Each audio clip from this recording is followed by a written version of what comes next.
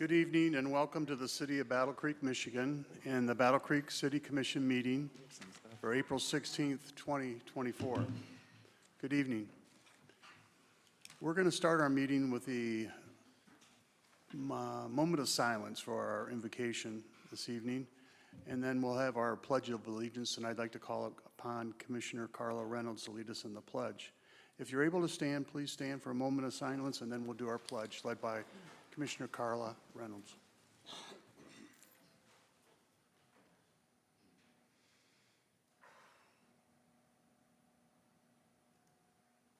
Commissioner Reynolds. I pledge allegiance to the flag of the United States of America and to the republic for which it stands, one nation, under God, indivisible, with liberty and justice for all. Thank you very much, Commissioner Reynolds. Next item on our agenda is roll call. Madam Clerk, when you're ready. Commissioner Ballard. Present. Commissioner Here. Commissioner Morris. Here. Commissioner O'Donnell. Here. Mayor Banky. Here. Give him my copy. Here. Commissioner Reynolds. Present. Commissioner Simmons. Here. Commissioner Smith. Present. And Vice Mayor Sophia. Here. Thank you. Next item on our agenda is proclamations and awards, and we're going to start off with beautiful Battle Creek Awards. I'm not sure if we have any of the recipients here, but I'll ask the city manager to call out their names, and if they are here, we'll present them. Thank you, Mayor. I appreciate that. First up, we have NPC 3 Ward 4, James Wolfersberger and Kristen Markovich at 103 Burr. Not seeing them, we'll hold that. All right. I've got Angel Corral at 28 Midway, NPC 1 Ward 2. Nope. And our last one tonight, Mayor, is 39 Barney Boulevard, Estella Spades, NPC 5 Ward 1. Well, unfortunately, everyone has a lot going on, especially in the spring, but we want to congratulate all three of the recipients for their dedication and their efforts to improve their property and improve our neighborhoods one house at a time. So thank you very much.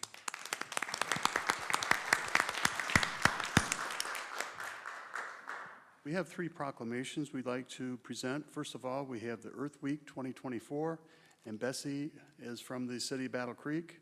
We'll be accepting that. The proclamation for Arbor Day, and this is our annual visit from Todd Gerber and Todd Everson, so we'll ask both of those young men to come up. And then finally, the proclamation for Workers' Memorial Day. I know that we have one representative from the AFL-CIO that will be here, and I'll be calling upon him to tell us more about his idea behind the proclamation. So if those three organizations could come forward, we'll present the proclamations.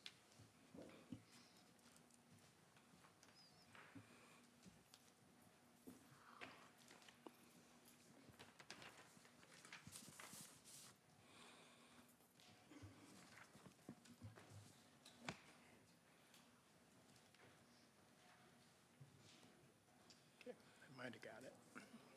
Which one is it? Earth Week. It's on the bottom.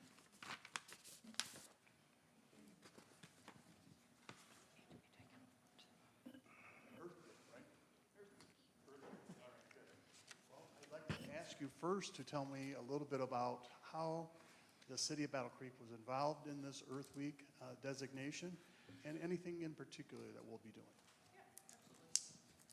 So we've designed it the last few years. We like to just provide the community with the tools they need to go out and do their own thing. So we're able to establish and bring together a lot of community members. We provide the buckets, the trash grabbers, the trash bags, safety vests if they need them. And so it's grown over the last few years. This year we have almost 200 community members that are going to be going out the entire week of Earth. I like to call it Earth Week. They can pick and choose their time and their schedule and get small groups out. It's at various parks throughout the city, and we like to focus on the linear path as well. But I did like to give thanks to Karen Slack. She gets a small group together. They do the linear path behind the county building. Colin Sherfield with the Battle Creek Community Church got over 100 people this year, and they're going to tackle a lot of the linear path as well. Team Active, they're going to tackle River Road, so I don't know if a lot of you travel that, but Republic Services is donating a 30-yard dumpster for them, and last year they did amazing. There's various other people that really just come out and gather large groups, so it's pretty special. So. Well, Bessie, thank you very much. I appreciate it. And I will also mention this in one of my mayor's reports. It's on the radio. And we're going to swing over to Todd Everson. And Todd, could you tell us a little about what you're going to do different this year? Yeah. This is, so we're at Tree City USA. This is our 24th year now. Arbor Day is April 25th, so with the help of the Kellogg Go Green team, and Brett Myerson, Lila Arboretums decided we'll be planting trees out at Willard Beach next Friday. Bessie's got a tree planting event coming up Saturday, so at Jackson Street by the boat launch. Is that where you guys are meeting? So, and last year we planted 33 trees. We hope to do more every year, but it's just a great week. So, thank you. There's your presentation, and Ted Deering's going to take a photo of all three of us, and we want to thank you again. Thank you.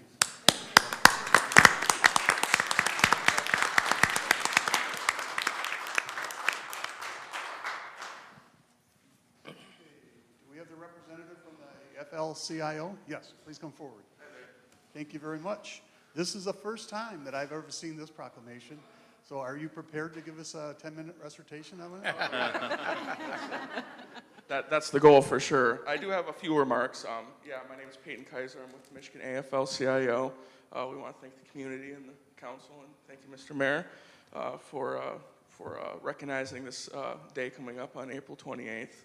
It's a somber day, recognizing all the losses over the years, and even up to recently from the working class people. So I have a couple words. So according to the 2022 Federal Bureau of Labor Statistics, estimated 5,486 workers were killed by traumatic injuries on the job, 5.7% increase from 2021 on average. A worker died nearly every 96 minutes from a work-related injury in 2022. And also, 139 of those workers were in the state of Michigan. So it all, comes close to home.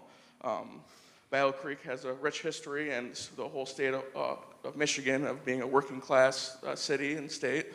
So we want to thank you once again for recognizing this, and that's it.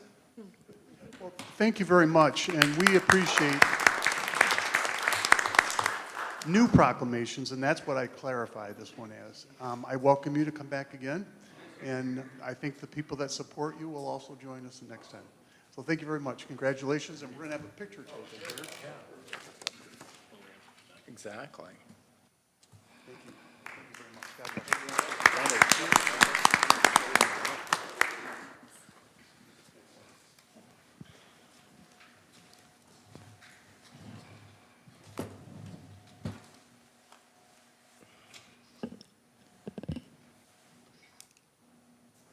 Next item on our agenda is chair noting any added or deleted resolutions. There were none.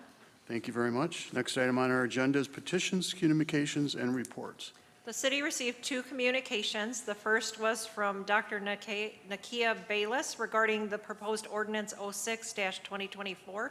The second was a communication from Glenn Kowalowski regarding resolutions 428 and 429. Both communications were sent to the City Commission for review and consideration. Thank you, Madam Clerk. Next item on our agenda is a public hearing. When you're ready. Title I of the Housing and Community Development Act of 1974, as amended, and the Cranston-Gonzalez National Affordable Housing Act of 1990 require the City of Battle Creek to obtain citizens' input on housing and community development needs for Battle Creek. This public hearing seeks citizen participation before the approval of the 2024 Annual Action Plan, which directs the spending of federal community development block grant and home investment partnership funding that the city receives as an entitlement community. We'll declare the public hearing open, and if you'd like to make public comment on the subject of this public hearing, then please raise your hand and wait for us to acknowledge you and come forward to the podium where you'll have 3 minutes to make your comment. Please state your name and your address before making your comment. Thank you. Are there any comments for this public hearing? Yes.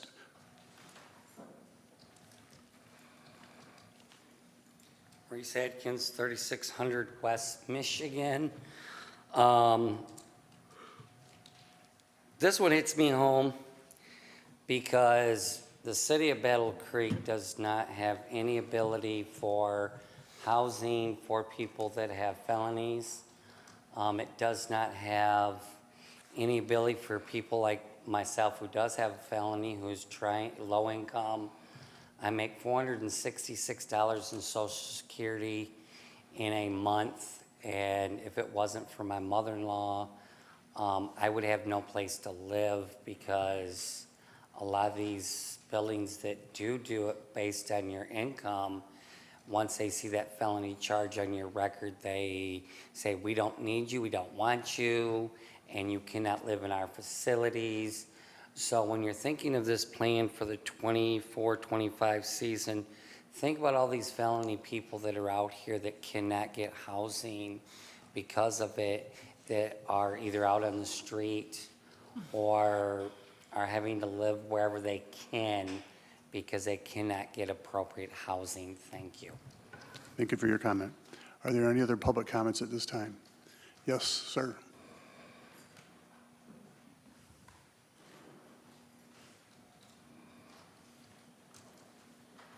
Hello, Kevin Faust of 203 Polson Avenue. So I prepared a short statement. I wanted to advocate for the expansion of recovery houses in the Battle Creek community. Recovery homes offer a sanctuary for individuals in recovery, providing a stable environment conducive to healing and growth. They offer a bridge between treatment and mainstream society, offering a supportive community where residents can build their lives free from the temptations that once held them captive. But sober living homes are more than just a place to stay. They are a lifeline. They offer structure, accountability, resources, and a sense of belonging that is often lacking for those in early recovery. They serve as a beacon of hope, showing that recovery is not only possible, but within reach. At Recovery Services Unlimited, we've helped hundreds of individuals improve their quality of lives through the services they receive, helping individuals to find housing, employment, and reconnection to their community. But despite these invaluable benefits, recovery homes are often overlooked and underfunded. Recovery homes frequently are at capacity and individuals are forced to be on a wait list. To help overcome this, I think it's imperative that we recognize their importance and rally behind them, ensuring that everyone struggling with addiction has access to the support that they need to reclaim their lives. So I would like to advocate that our community continue to support recovery housing efforts so that we have the ability to have the support that we need to expand the services that we currently offer, so we can help more individuals as they work on engaging their lives in recovery. Thank you very much for your comments. Yes, sir.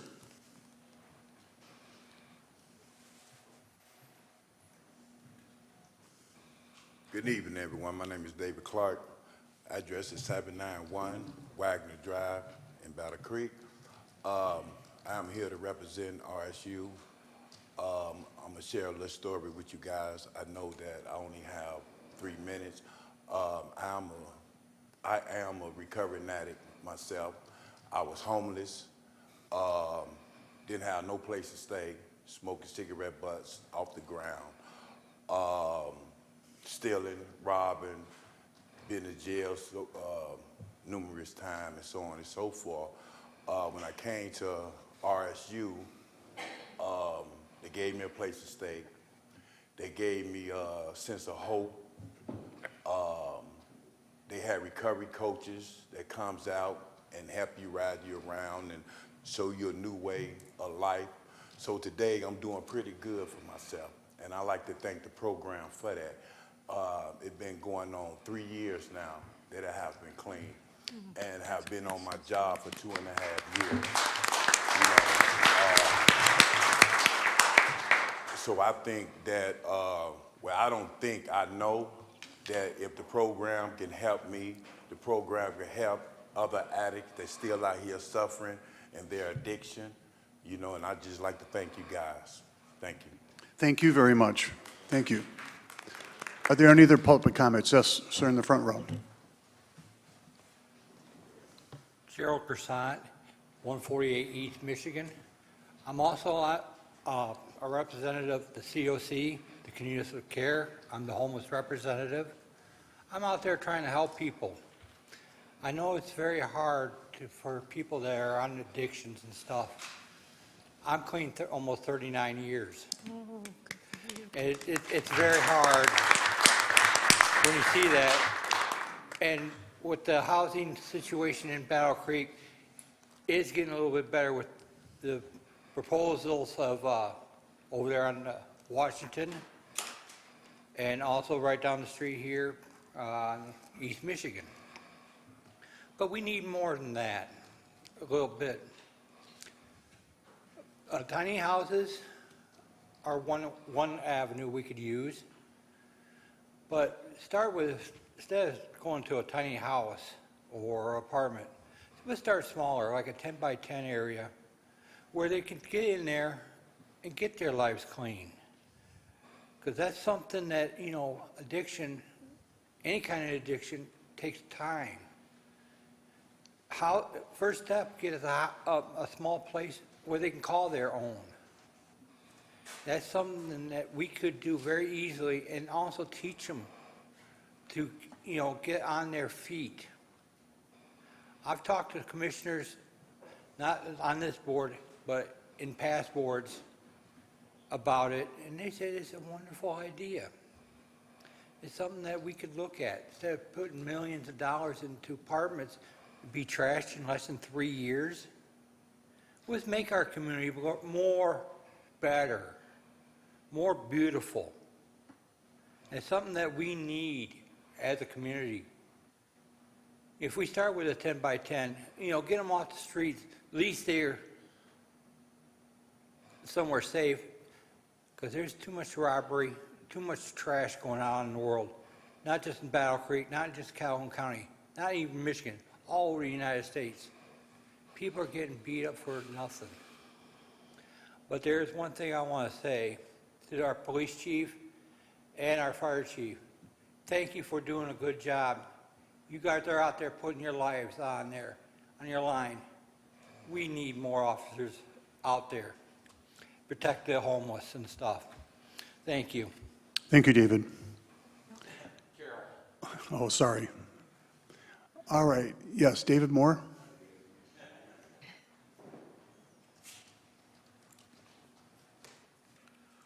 David Moore. I watched Channel 3 News last night and again this morning. And I had pictures, had a Kansas City Commission had this same thing, I guess. And it showed pictures of the condos, some of the places that they're living in. It's kind of hard on a family, this small and so close together. If we ain't going to have good programs and can't get a good system going, the crime rate is going to go up. I had a guy who went up there last night. He said, they're moving in my neighborhood and bringing crime in. Well, what do you expect is going to happen if you don't have a good program and good housing? People go up in these homes and this neighborhood, the conditions like they are. What do you expect it to be? But this, say it's going to come in my area, and it's going to happen. If you don't have a good program, these problems are just going to increase. It's not going to get better. We're just going to have to get this, some kind of a program going if we want to bring crime rate. And this guy said, when I get this crime, these people, get this out of my area. You're just going to have to work on something out. Thank you. Thank you, Dave. Any other public comments? Yes, ma'am. And then we'll go back in the corner, Autumn Smith. Good evening, everyone. My name is Whitney Wardell, President and CEO of Neighborhoods, Inc. of Battle Creek.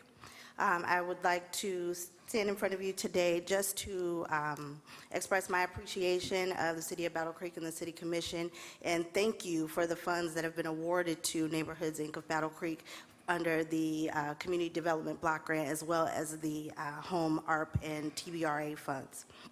just to talk about housing and the need here in Battle Creek. With the funds that we have received, we have served 35 individuals with the TBRA program. That program did assist individuals, that 35 individuals, with security deposits and 12 months' worth of rental assistance to maintain stable housing.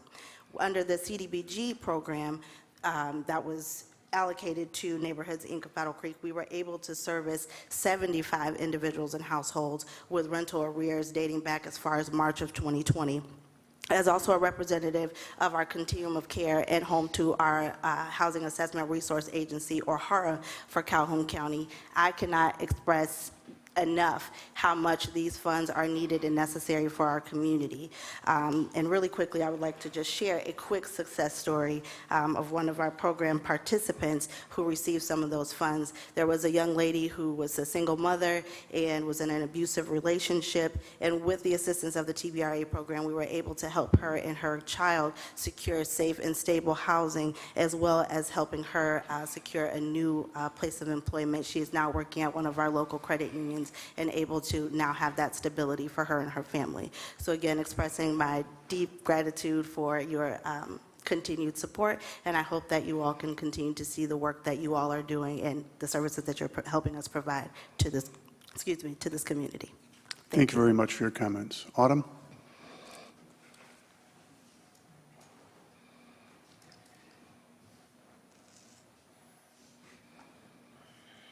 Good evening.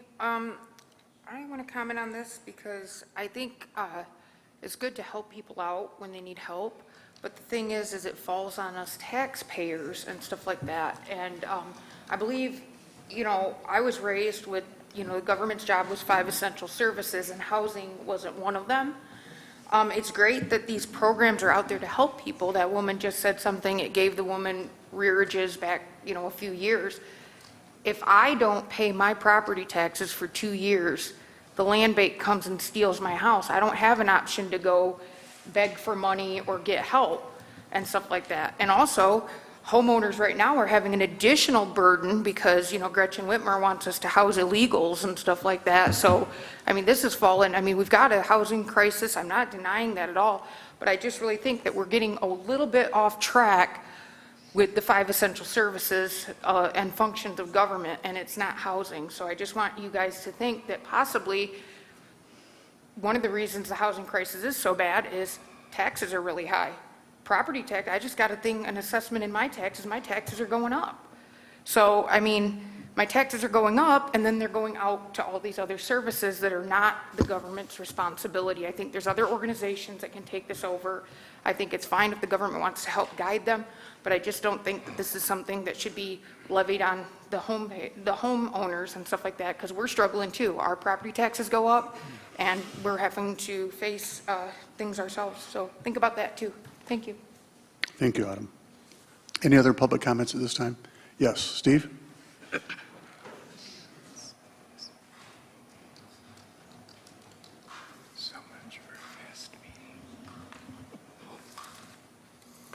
Evening. Bend this thing up. 548 Washington Avenue north side of town. Years ago, when Battle Creek was tearing a whole bunch of houses down, and it was being done under block grants, and Calhoun County was paying, I believe it was, quote me if I'm wrong, $10,000 approximately per home to have it cleaned out and tore out and buried in the dirt. I had suggested that maybe another option, instead of us tearing down all these houses that were maybe repairable, maybe the option would have been to offer them to veteran services and put veterans in there so that they would actually be cleaned up and repaired properly, because other veterans would show up and help those veterans to build or repair these homes so that veterans would have places to live instead of on the street like a lot of these guys and gals are, okay? I brought that up. That was years ago. I also brought up, we have all these wonderful empty buildings called schools in Battle Creek. And we have one on Washington Avenue down the street from me.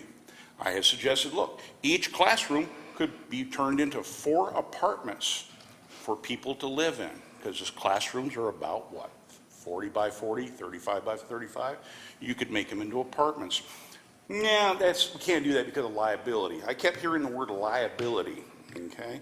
For the money that we spend to build all these brand-new Section 8 houses, these little cracker box houses, we have beautiful homes here in the community here, older homes, that can be restored.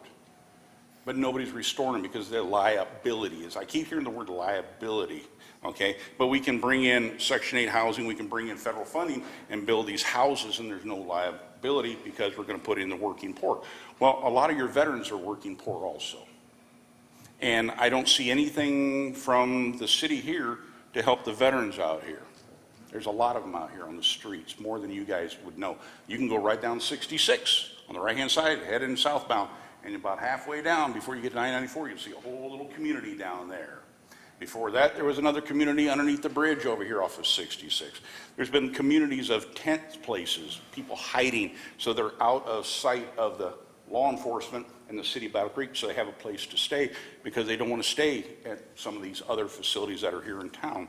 So instead of spending the money to build all these little homes or whatever you guys want to do, why don't you look at what you have here now, the resources you have here now, the buildings that you have, the houses that are still here, that maybe they've been condemned because of foundation issue. Maybe they've been condemned because of electrical issues, and the person who owns it doesn't want to fix it. Maybe we ought to look at taking that $10,000 that we use to tear it down and some of the other money that you're looking to use and fix these beautiful old homes up and allow people to have a place to live. Thank you, Steve. Any other public comments? Yes, John?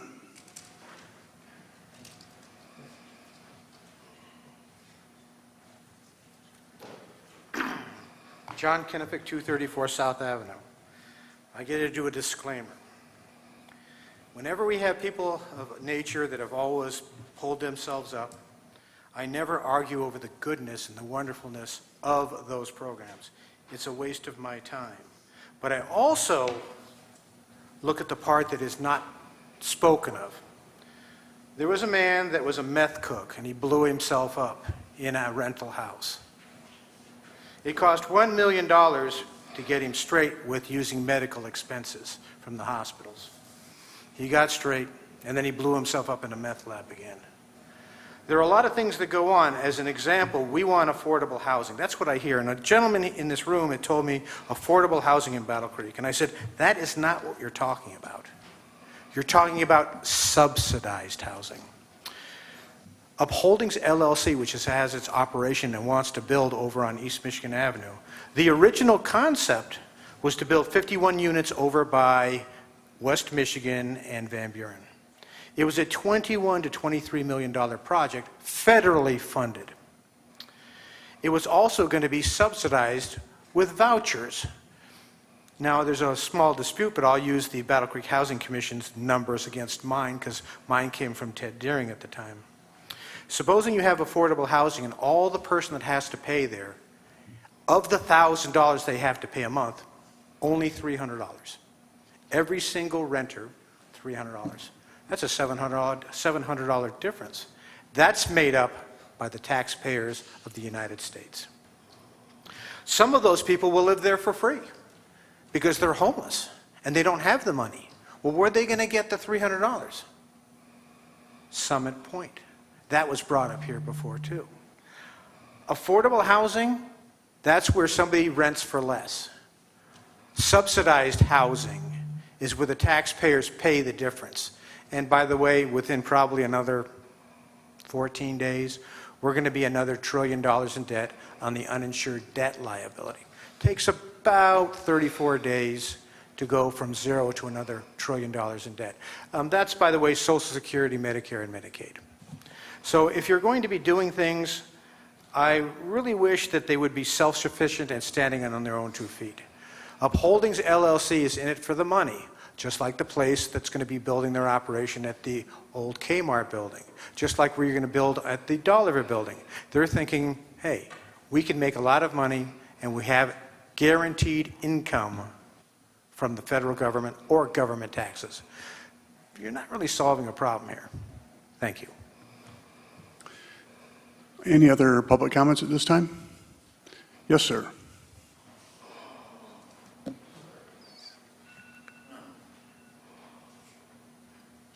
good evening, everyone. My name is Albert Patterson. Well, this forum here, this is like my first time, and I'm a first person in Battle Creek, and I was listening to all these comments from everyone here, and I wanted to just speak out for myself. Yes, I'm homeless, and I came to Battle Creek, and then they were speaking on it. The housing was like, first I'm in the shelter, now I'm trying to get housing, now I'm still out, but I do work. And the most of all, the city busing, I can't get around because the bus is 3 o'clock. I've never been in a place like that because I'm from Chicago, so it's like, it's a ghost town to me. I'm like, well, how do I move around? How do I get a voter's registration card?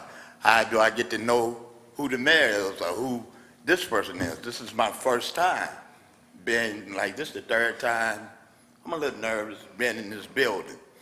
And I was sitting back there and I was like, I got to say something, at least say something so I can get an understanding, because I'll be 62 in a couple of weeks, no housing, outside, running around, trying to go to work on third shift every day. The housing people, they tell you, well, we're going to give you this and that. And then, first of all, I didn't have no ID, so I couldn't get the housing. And then when they gave me the Section 8, I had to wait. And then after I found out, after 62 years, they changed my birthday from the 2nd of May to the 3rd of May. So 62 years, my birthday been on May 2nd, now it's May 3rd. So I'm trying to figure out how can I change all this? So I just appreciate y'all being in this forum so I can just tell y'all that's what's going on with a person homeless and needs some help. Thank you. Well, let me be the first to wish you a happy birthday on May 2nd and 3rd. All right, thank you. I like that. Thank you, Mr. Mayor. Are there any other public comments? Seeing none, we're going to, any commission comments in the public hearing? Commissioner Ballard. Thank you, Mayor. I know a lot of times that individuals come here and they think, oh, you guys sit up there on the pedestal and you're not like us. I am like you. I'm a recovering alcoholic of 20 years. So life does change and it does get better. Do you fall off the wagon once, twice, 5, 6 times? Some people do. But I'm here with you. So thank you. Thank you, Commissioner. Any other commission comments?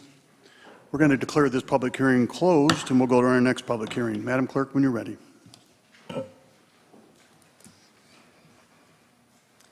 Due to the age of housing in Battle Creek and the need of low and moderate income homeowners for minor home repair, the City of Battle Creek proposes moving $155,718.58 in CDBG funds from the 2018 Rental Rehabilitation Program for the Minor Home Repair Program.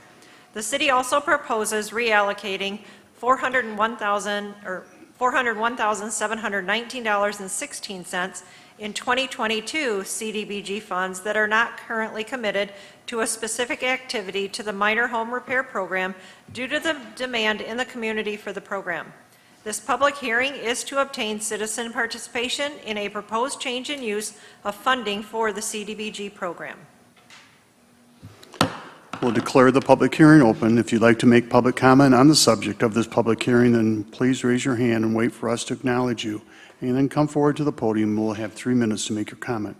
Please state your name and address before making your comment. Yes, ma'am.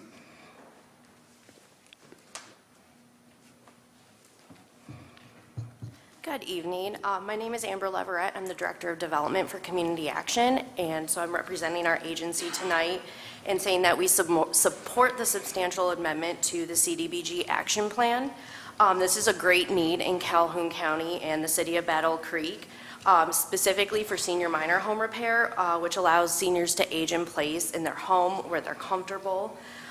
We currently facilitate and administer the senior minor home repair program through the Calhoun County Millage, and we currently have a wait list for that program. Having this additional funding be available would allow us to take city residents off that wait list, move them to this funding, and be able to serve more residents of Calhoun County overall. Our current allocation is about $350,000, and we know based on our past performance and history, that's not enough to meet the need of our residents.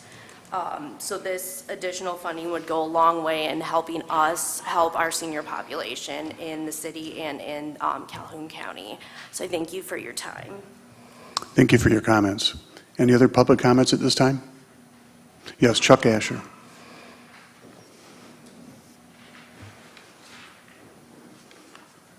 Evening, Mayor, Vice Mayor, Commissioners. Chuck Asher, 961 Glencroft Lane. I also support the reallocation of funds for minor home repair. Amber gave you a lot of good statistics there, but to expand on that a little bit, last year Community Action had $475,000 in funding and still grew a wait list. So this additional 300 on top of the 350 they have from the senior millage, which I'm on that committee for the county, we're excited about this because we can serve more seniors. That's really going to meet a need. And everything we do in senior services keeps seniors in their home. It is great for their dignity. It's great for their choice. But it's hard to replace a water heater when you're on a fixed income or something like that. So I urge you to take action on positive action on this. Thank you, Chuck. Any other public comments for the public hearing? Yes, John.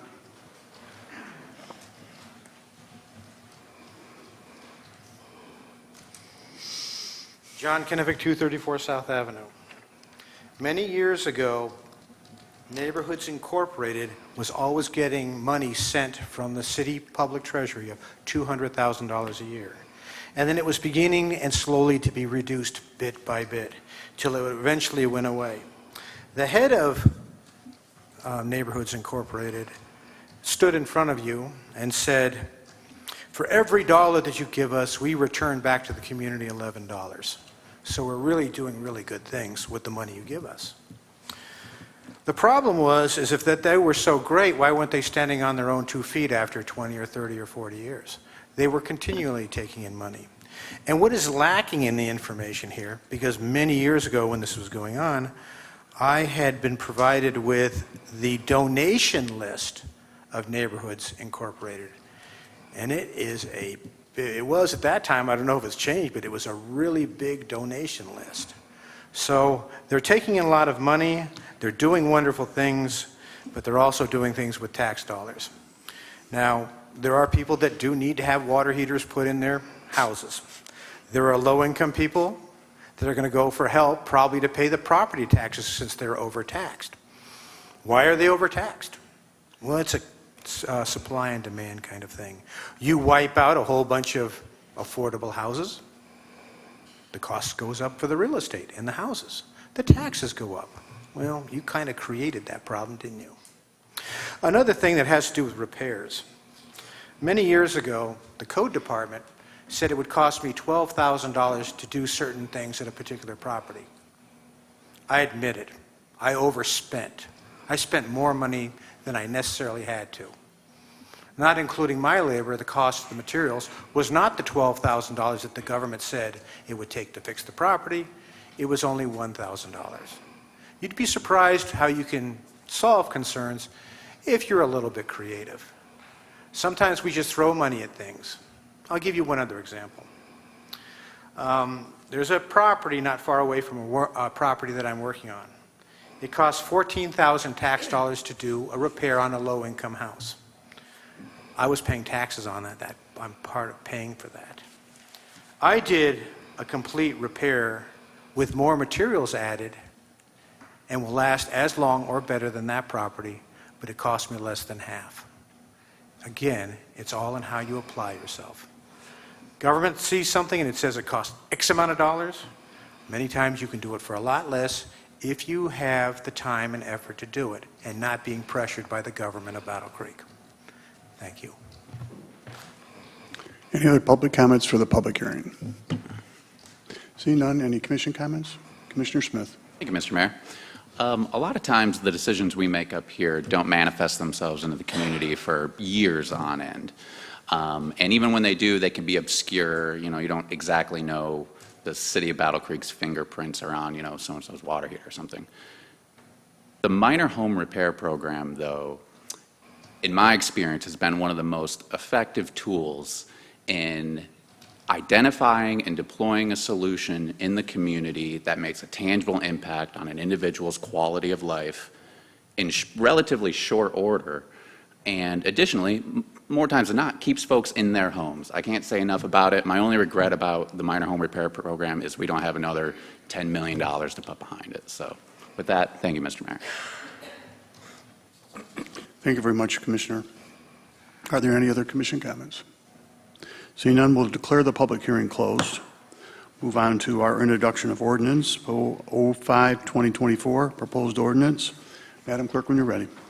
The City of Battle Creek adopted the International Fire Code, IFC, in May of 2000. The IFC is amended every 3 years, and this may require the city to amend Chapter 1610 to reflect the current version of the IFC, as is the case in this proposed ordinance amendment.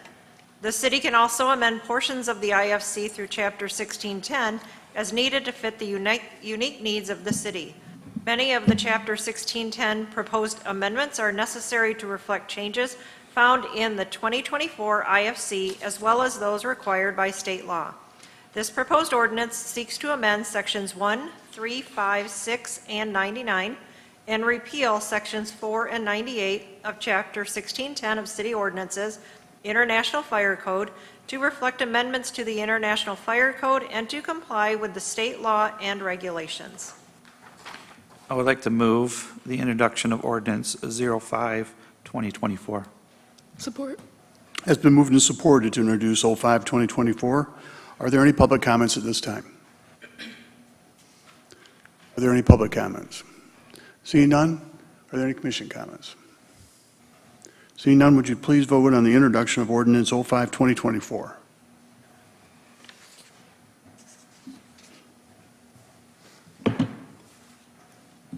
The introduction of ordinance 05-2024 has been approved.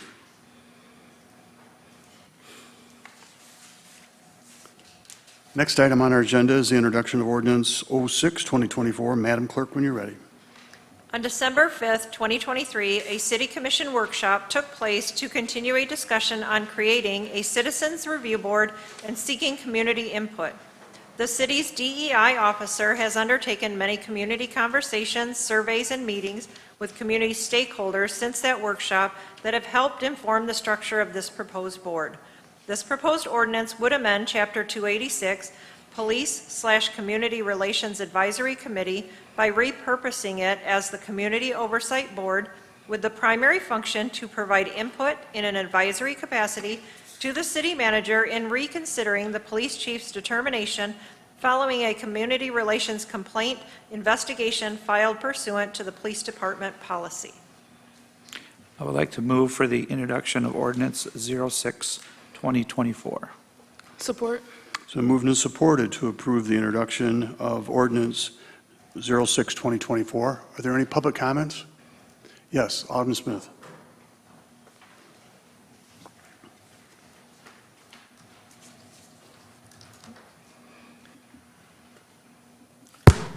Good evening. I would very much support this. Some of you may or may not know, about 10 years ago, myself, along with a former commissioner and other whistleblowing employees, police officers, city people, and many departments, were coming forward with corruption complaints and things like that, and didn't feel safe to speak out because of retaliation. And there was internal retaliation. There were a lot of problems going on, and there didn't seem to be a venue like this back then to safely let those things be said and be done. Unfortunately, there were some negative things that happened to people, both, internally and people in the community members. There was lawsuits that were happening, there was excessive force, there were drunk driving incidents, there was, 9 of the highest ranking city and police personnel resigned, retired, got fired, or sought employment elsewhere because of what was going on. I mean, it shouldn't have had to get to that. I mean, some of it was a good thing. We got rid of some bad apples. Some of it was a bad thing, There's pros and cons to everything, but we did not have a venue like this. And I don't think it should ever get to that point, especially if you're going to have an open door policy. People are afraid because of retaliation. People are afraid to lose their pensions. People are afraid, and retaliation is real. I mean, one of the first stories that was leaked to me was there was people, because there was an officer that was doing his job, following the chain of command, and they weren't sending backup on the scenes of a man with a gun when multiple officers by, policy are supposed to go. They were essentially setting him up to get injured or killed. That should never be an issue. Nobody should ever be retaliated against for that or have their life threatened any more than it already is by taking the badge and being a police officer and already putting your life on the line like that. I also have people still to this day coming to me because they can't speak negative, whatever negative is. They don't feel they can come forward with their grievances of things that are going on because they're afraid they're going to lose their job.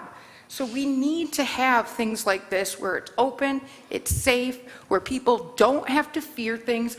And also, I don't feel like the burden should be put on myself to where employees are coming to me because they followed the chain of command and the chain of command was broken and they couldn't do anything about it.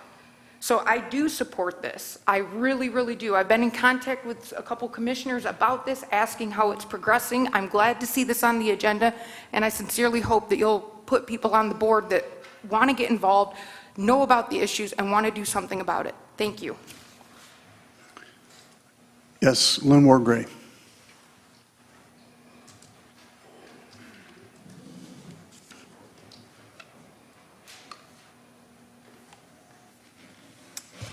Lynn Ward Gray, 245 Irving Park Drive. Hello, Mayor. Hello, Commissioners. I am standing before you as president of the Battle Creek NAACP, and I wanted to just thank the DEI officer, Ms. Holly, for coming to our February meeting, talking through what's before you and asking for feedback from membership. And then for you guys pausing when this first came up and there was many questions to reconsider and to possibly incorporate. I see that a lot of the things that we talked about have been incorporated into the revised document, and I appreciate all of your time with this. I want to give a shout out to our immediate past president, Kerry Whitfield, with his passion and tenacity in trying to bring this forward to get us to this point. I'm just, kind of riding his coattails to the spot and appreciate his efforts. And just thank you for hopefully voting in support of this Community Oversight Board. Thank you. Thank you, Lynn Ward Gray. Any other comments at this time? Any commission comments? Commissioner Patrick O'Donnell. I'm still, I want this to happen. It's the membership appointments that are still kind of gray area for me. Maybe we get some answers on. The three organizations that are represented, are they the ones that are going to be able to pick the person that's going to come before us and apply? Or are we still, the city of Battle Creek, picking who's on the board, that type of thing? How are we moving forward with that? They will still be appointed by the city commission. They would have to follow the application process for our other boards and commissions.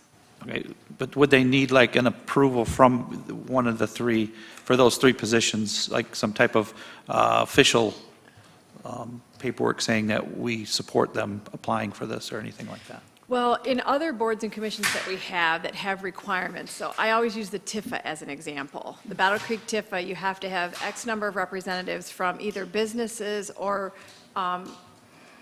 interest in properties within the TIFA. In this area, it wouldn't necessarily have to come as an approval from the organization. We do have a provision in there that they would, if they want to represent one of those organizations, they would have a letter of recommendation from that organization. Okay. Just a letter, but ultimately, it's the commission would determine who gets appointed. Yes, it's still up to the city commission. Thank you. Any other commission comments? Commissioner Commissioner Smith. Thank you, Mr. Mayor. I, too, am glad to see this progressing, and I look forward to having it up for an adoption vote here in the future. I do have one concern around some language, and because this is policy, obviously language is important, and it centers around the term marginalized communities, which is referenced in the policy a number of times. And I think intuitively, we probably all understand what a marginalized community is, but again, for the sake of policy, I would just request elaboration or a definition to be included as part of the policy, because, while we all intuitively, I think, probably understand what a marginalized community is, if you were to ask 9 commissioners, you'd probably get 9 answers. And because it plays such an important role in this policy, again, it's mentioned 3 times, I really think we should flesh that out. It doesn't rise to the level of a deal breaker for me at all, but I just would like to see a little bit more around that language as also. Thank you very much. Any other Mayor? commission? If I might just add, so there will be bylaws if this ordinance amendment is adopted, then the commission would also approve bylaws, and so it could be further defined, fleshed out in bylaws. Wonderful. Thank you, Jill. You're welcome. Thank you, City Attorney. Any other commission comments? Seeing none, would you please vote on the introduction of ordinance 06-2024?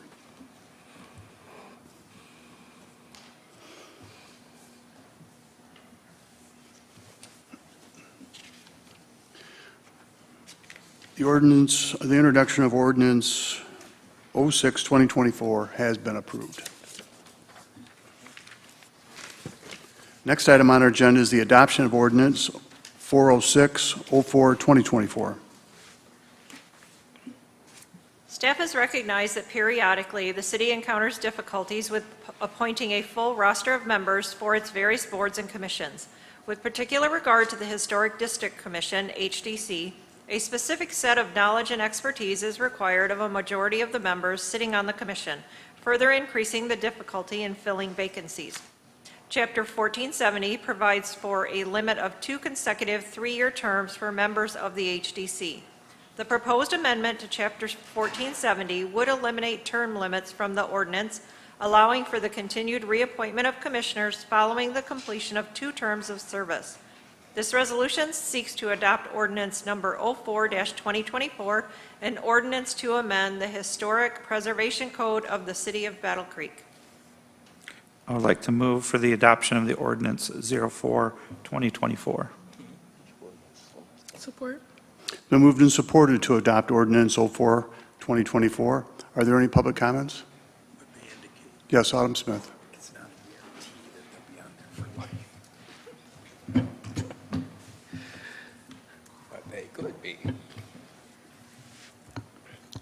I spoke about this last meeting when this was introduced, and I just want to reiterate what I was saying. This goes back to February 1st, 2020, an article. The Battle Creek City Commission is looking to replace several members of the Historic District Commission as the city is engaged in a dispute with the same group. The dispute stems back to September 2019, where the historic Binder building at 34 East Michigan Avenue in downtown Battle Creek had several floors collapse, prompting the surrounding area to be temporarily evacuated and the building declared dangerous. The city attempted to have the tower of the building demolished, but the demolition required the approval of the HDC. At meetings in December and January, the HDC rejected moving forward with the demolition, saying that more time should be given to the property owner to address the problems. Now, 3 resolutions are on the City Commission's agenda for Tuesday, which would remove 3 individuals from the HDC and appoint 4 new ones at the mayor's behest. The resolution removing 3 members claims that they are being removed because they were appointed contrary to ordinance. The rules governing the HDC says that no one may serve more than 2 consecutive terms, but this resolution said they were appointed to a 3rd inappropriately. And the resolution passes. John Paul Wilson, Jim Hopkins, and Kim Tuck would be removed from the commission, while Deborah Sally, Geraldine Jarzowski, Mayor Banky's wife, and Stanley Cherinsky would be appointed. According to the Battle Creek Enquirer, 2 of these 3 voted against the city administration regarding the fate of the binder building in January, but the city says their removal isn't a backlash to their vote. Says they have more attention was paid to the HDC during this affair, and staff realized the violations were happening. So my thing is if this was such a big issue back in 2020 and you guys were removing people because they were violating their term limits and term limits was a thing, and you guys, why did it take you guys 4 years to correct it? I just think it's totally ridiculous, and like I said last time, only in a communist banana republic do people not support term limits. If term limits were an issue back in 2020, why is it coming up now? Now that the mayor has unilaterally appointed and got his yes men up there to do the bidding of the city, that's not an independent board. That is a board that is going to rubber stamp and continue to do what the city wants. It is exactly, you guys said the quiet part out loud. It's not retaliation for the people that voted against it. Oh, yes, it is. Thank you. Any other public comments? Yes, David Moore. Now, you know, David, Dairy Queen tonight. We'll try. Oh, well, can't win them all. But on these terms I mentioned last week, I think these boards got too much authority and picking who they want to pick. And they don't like, the commission don't like what somebody says, they blew them out or find a way to get rid of them. But I think the people, like I say, it goes both ways. I think we got too much authority, and you people have got to have initiative to stand up to it. And you talk about term limits. I guess that matter what party you belong to, I guess. If you're in a party, you want them to have been there forever. You want the people in there you don't like, you want them out within a year. I guess that's only matters when you're depending on what your party you're in. How that could work out. It could be good or it could be bad, I guess. Thanks, David. Any other public comments? John?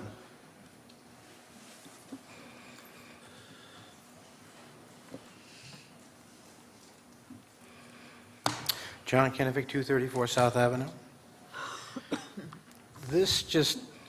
I find it interesting that when you don't like somebody that you've approved to the board in the past and they're in disagreement with what the government wants, the purpose is to remove them and put your own people in place that will be just yes people. There's a organization approved by the city of Battle Creek called the Local Coordinating Committee. And many years ago, 2 types of people were on this committee: disabled people and people that were on 501(c) nonprofits. But they were not allowed, even though the people that they were paying the nonprofit representative, they were not allowed to vote for any money that was coming in that would go to their business, their bosses. They didn't do that. They recused themselves. And then there wasn't enough people to vote for the approved bids that were submitted. There weren't enough people. They didn't have the quorum. It went in front of the city commission, where the city commission's agenda lied to the city commission and to the people of Battle Creek, because there was no vote. They couldn't approve these proposals because there were not enough people. The city commission did that anyway. They approved it. Then they created what's called the Local Coordinating Committee, created by Jill Steele. And this committee can be made up of the same people from the local advisory council, but this time they can vote themselves money from the public treasury, which they have done. So you put people in place so that they can get raiding the public treasury with the permission of the government of Battle Creek and this commission. That's one concept. Another concept was a guy named John Hennick, who was a member of the Housing Board of Appeals. And he went out and he saw a building that was under consideration by the code department. It had peeling paint in a little spot. He went out there and it was one of the most beautiful buildings there were. He disputed the code department, and there was a dispute between the two, and so he made a resolution saying, I make a motion that we give the person a 6-year extension, which he's not allowed to do. But the other members of the Housing Board of Appeals weren't probably paying attention. They approved it, and she got a 6-year extension. John, what does He this was have to removed. do with the adoption of our This- new ordinance? This has to do with preferences by the mayor of Battle Creek and the city commission to put people in place that are just yes people. I'm just using examples that can go from here and expand out into other locations. You can be advised that if you disagree with the government and put on these boards, you will be removed. Thank you. Any other public comment at this time? Seeing none, any commission comment? Commissioner Morris. Thank you, Mayor. I just wanted to share that I will not be in support of this ordinance tonight. I feel that term limits kind of keep checks and balances in place, and I would like to see some emerging leadership. I understand the nuances of the education required to serve on this board in particular, but instead I would like to see the city invest into that education so that we can continue to get new and fresh leadership in these positions. Thank you, Commissioner. Any other commission comments? Commissioner Patrick O'Donnell, then Commissioner Roger Ballard. Just had a question on all of our committees that we have, which ones do we currently have term limits on? Not sure I can answer that question. We probably have 30, more or less, boards and commissions. And I would say there are fewer that have term limits than don't. But it's not something we could throw out at you right now. We'd have to get back with you on that. So there's some that don't have term limits and there's some that do, so thank you. Correct. Commissioner Ballard. Thank you, Mayor. I voted no on this a couple weeks ago. I will be voting no again tonight. I just don't believe that you should not have term limits. Thank you. Thank you, Commissioner. Commissioner Smith. Thank you, Mr. Mayor. Question for Jill. My read on this is that regardless of term limits or not, these applications still need to come before the Board of Commissioners for approval. Correct. So regardless of if they're on there 2 years or 10, it's up to this public body to decide in a public fashion whether or not to reappoint an individual.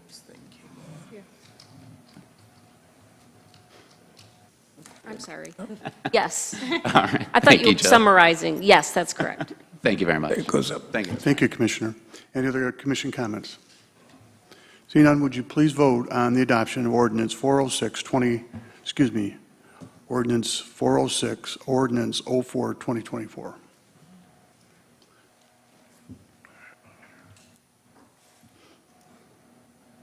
The adoption of ordinance 406, resolution ordinance 404, 2024 has been approved.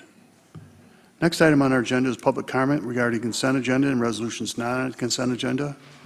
If you'd like to make a public comment regarding the consent agenda and resolutions not on the consent agenda, please raise your hand, and we will acknowledge you to come forward to the podium. You'll have 3 minutes to make your comments.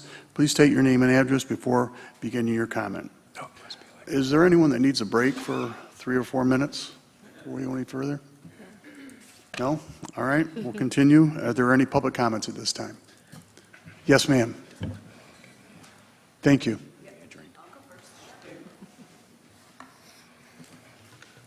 Thank you. Commissioners, Mayor Banky.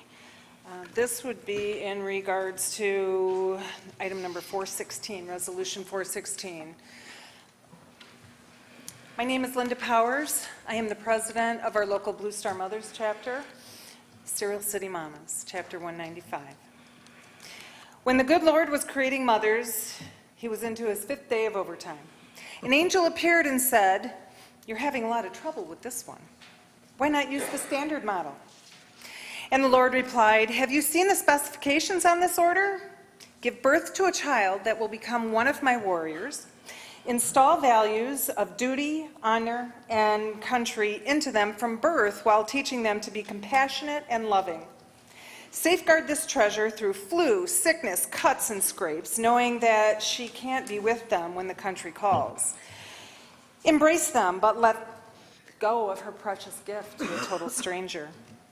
Brighten their day when all seems confused, not knowing the pain they are enduring. Have the patience of a saint when waiting for them to return home, and have 2 sets of shoulders to handle the weight of both love and uncertainty. The angel shrugged slowly, looking down and said, 2 sets of shoulders? But why? And the Lord answers, don't worry. We'll make other military mothers to help carry the burden. Besides, it's not the shoulders that are causing the problem. It's the heart.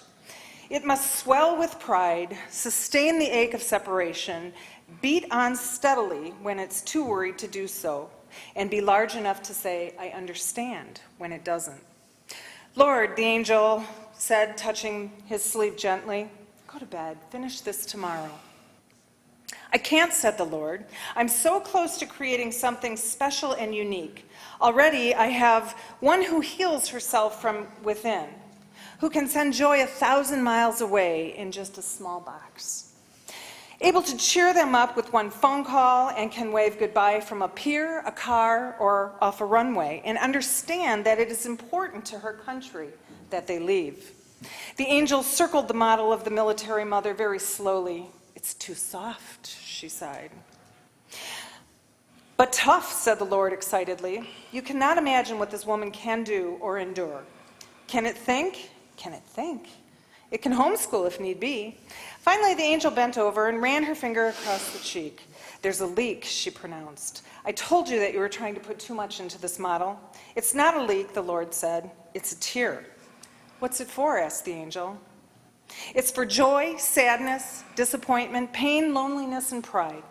You are a genius. The Lord looked somber and replied, but I didn't put it there. Commissioners, Battle Creek is the first city to have placed We got to conclude the comments. I'm sorry. Okay. There's way too many. Thank you. Next, please. I have to follow that. That's our President, Linda Powers. I'm Victoria Bauer, 4451 Council Crest Lane. My oldest son, Mason, was accepted into the ROTC, the Reserved Officer Training Corps, at Michigan State University. He was commissioned as a second lieutenant in the Army on my birthday, May 5th. That hasn't changed. 2023, on May 6th, he graduated from the College of Nursing. Currently, he is stationed stateside at Fort Sam Houston in San Antonio, Texas, where he works on the base at Brooke Army Medical Center, the largest Army medical hospital in the country. I am extremely proud of my son, as well as all of the other sons and daughters who are serving or have served our country in the military. I am also extremely proud to be a Blue Star mother, as we honor those who serve, our troops, our veterans, our military families, and our mothers of military children. We hope you support us tonight and allow our Blue Star Mothers flag to be raised over Battle Creek City Hall during the month of May, which also has Mother's Day. This will help our goal of raising awareness of who we are and who we serve. And I think if Linda had more time, she would say this as well. We are trying to get more members. We're trying to let mothers know that we are here. We're Serial City Mamas, Chapter 195. It is a national organization headquartered in Washington, D.C., but we have chapters throughout every major city and every state in the country, and a lot of people don't know who we are or what we are, so if we can raise that Blue Star flag, we might have people saying, what is that? Who is that? What do they do? We want as many mothers to know that we are here to support them, to answer their questions when their child comes home and says, will you drive me to the Air National Guard on Saturday? And your heart explodes. Let them fly. Let them do what they want to do. This is what my son was born to do. Thank you. Thank you very much for your comments. Yes, ma'am.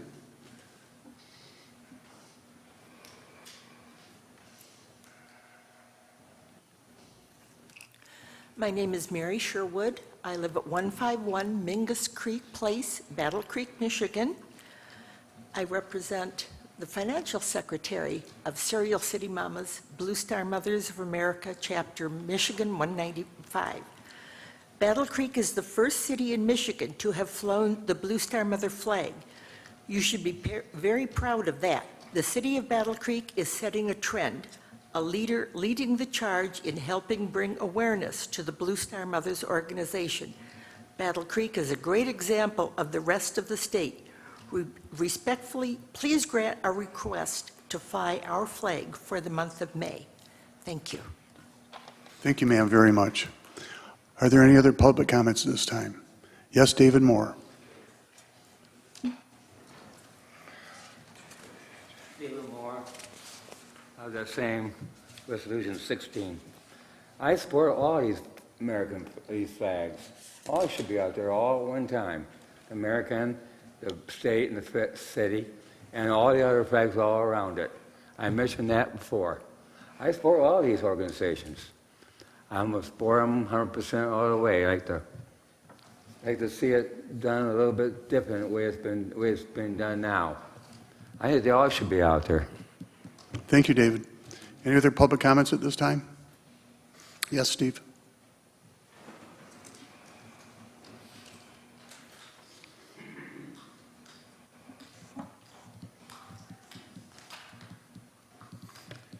Steve Koch, 548 Washington Avenue.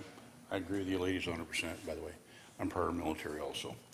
Okay, I have a little problem again. We're back at this again. A couple years ago, we had a wonderful chief of police that came in here telling all of us that, they had to buy all these new handguns, these new rifles, or new pistols, because theirs are all wore out.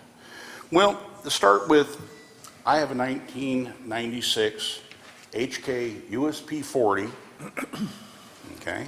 I've put over 5,000 rounds through that weapon. It cycles, it works perfectly fine, not wore out a bit. I also have a year 2000 AR-15 that I probably put 7,500 rounds through that weapon. Here's the key to all your questions as to why they keep asking for new weapons.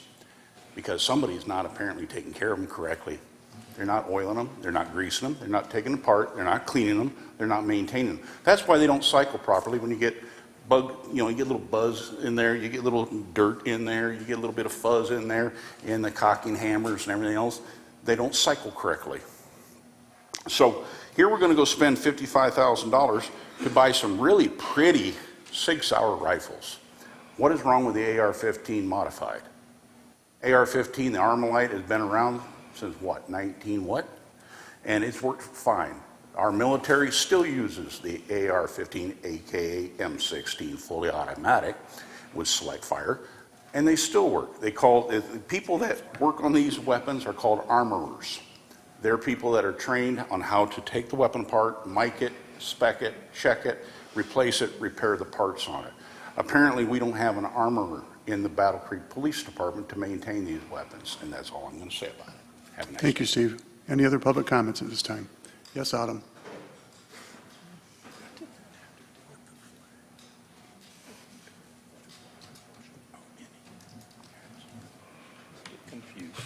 Just to follow up with 407, because that kind of had to do with the previous thing. You guys voted to not do term limits, and you guys cited that it was because they have to be approved. My question is, when would that approval be if there's no such thing as term limits now? How often would that application have to be brought before you guys to approve or disapprove new people, such as this gentleman? I don't know who he is, he's named in here.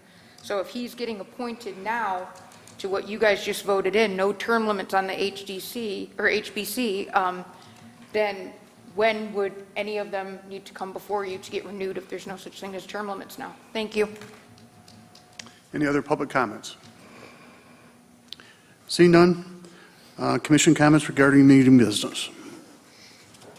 I'd like to move for the adoption of the consent agenda. Support. So moved and supported to approve the consent agenda. Are there any questions by the commission?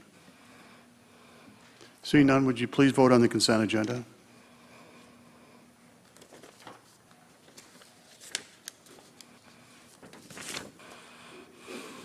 The consent agenda has been approved, and thank you very much. Congratulations, Blue Star Mothers.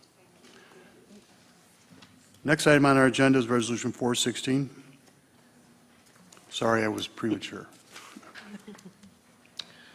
On May 2nd, 2023, the City Commission approved Resolution Number 134, establishing a revised policy regarding flag display. This policy declares that the city's flagpoles are not intended to serve as a forum for free expression of the public, but rather for the display of federal, state, and city flags, as well as the temporary addition under the city flag of any commemorative flag as may be authorized by resolution of the City Commission as an expression of the city's official sentiments. If approved, this resolution, in accordance with the revised flag policy, hereby authorizes staff to fly the Blue Star Mothers flag at City Hall from May 1st, 2024 through May 31, 2024. I would like to move for the approval of Resolution 416. Support. It's been moved and supported to approve Resolution 416. Are there any comments by the commission? Vice Mayor? Thank you, Mayor. As I have stated numerous times in the past, I am not supporting any flags, and it doesn't matter who it is. So I will be voting against Resolution 416 this evening. Thank you very much. Any other comments? Seeing none, would you please vote on Resolution 416?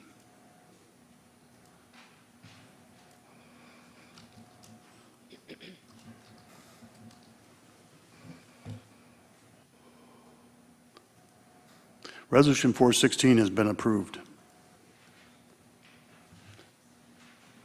Next item on our agenda is Resolution 417. Madam Clerk, when you're ready.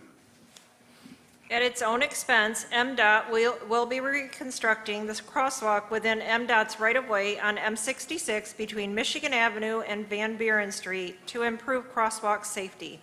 MDOT intends to begin work in July of 2025. MDOT is requesting to encroach upon city-owned property in order to perform the work. MDOT will encroach upon this property no more than 55 feet from the property line that borders M66.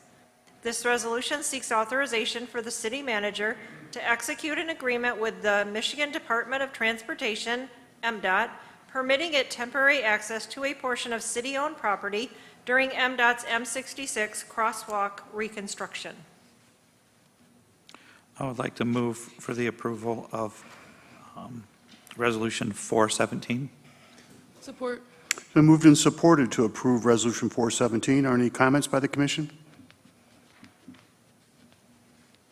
Seeing none, would you please vote on Resolution 417?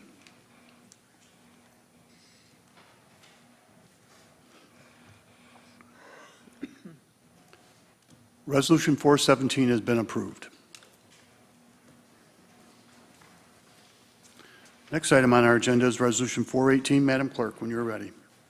MDOT and the City of Battle Creek Engineering Division staff identified the need for a trunk line traffic study along Beckley Road and B Drive North from Capitol Avenue to 6.5 Mile Road. The scope of the project is traffic safety and mobility evaluation work along Beckley Road and B Drive North from Capitol Avenue to 6.5 Mile Road, including access management, traffic signal modernization, geometric improvements, and ingress and egress on Glen Cross Road, located within the corporate limits of the city and county. Any recommended improvements will consist primarily of access management, traffic signal modernization, geometric improvements, and ingress and egress on Glen Cross Road. This resolution seeks authorization for the city manager to enter into contract number 22-5498 with the Michigan Department of Transportation for a special trunk line traffic study to evaluate safety and mobility along Beckley Road and B Drive North. I would like to move for the approval of Resolution 418. Support. Been moved and supported to approve Resolution 418. Are there any comments by the commission? Seeing none, would you please vote on Resolution 418?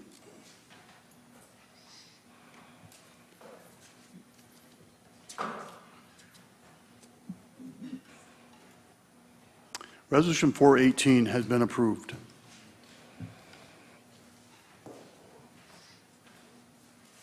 Next item on our agenda is Resolution 419. As stated in the previous resolution, MDOT and the City of Battle Creek Engineering Division staff identified the need for a trunk lines traffic study along Beckley Road and B Drive North from Capitol Avenue to 6.5 Mile Road. The scope of the project is traffic safety and mobility evaluation work along Beckley Road and B Drive North from Capitol Avenue to 6.5 Mile Road. The total estimated cost of the project is $93,680. MDOT will contribute $10,305 toward the project. The city has estimated the cost of city's share of the improvements to be $53,375, and the county has estimated the cost of county share of the improvements to be $30,000. This resolution seeks authorization for the city manager to enter into an interlocal agreement for cost sharing with Calhoun County for a special trunk line traffic study to evaluate safety and mobility along Beckley Road and B Drive North at an estimated cost of $93,680, with Calhoun County and MDOT sharing in the cost. I would like to move for the approval of Resolution 419. Support. It's been moved and supported to approve Resolution 419. Are there any comments by the commission? Seeing none, would you please vote on Resolution 419?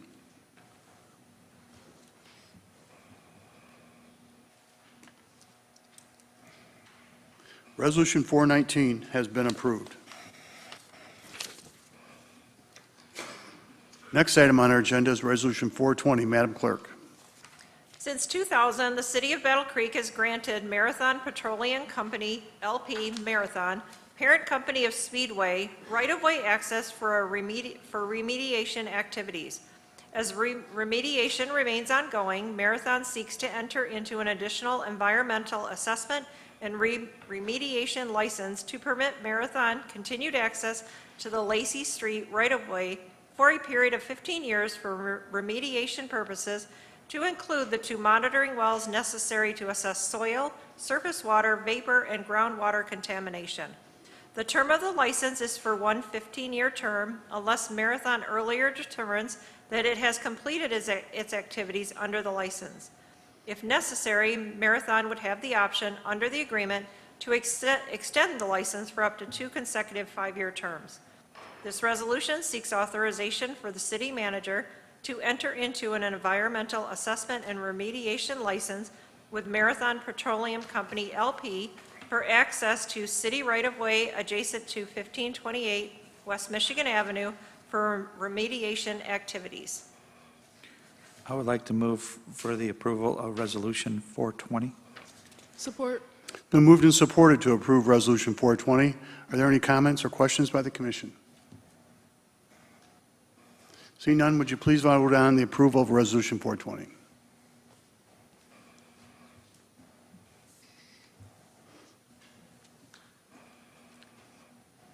Resolution 420 has been approved.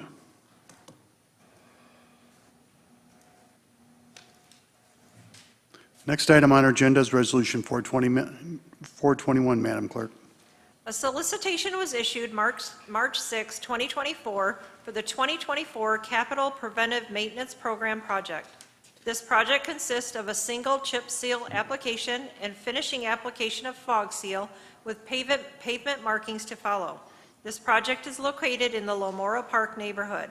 This resolution seeks acceptance of the lowest responsible bid for 2024 Capital Preventive Maintenance Program project from Pavement Maintenance Systems, LLC, in an estimated amount of $304,748.40 with unit prices prevailing. I would like to move for the approval of Resolution 421. Support. It's been moved and supported to approve Resolution 421. Are there any comments, questions, or clarifications needed by the commission? Seeing none, would you please vote on the approval of Resolution 421?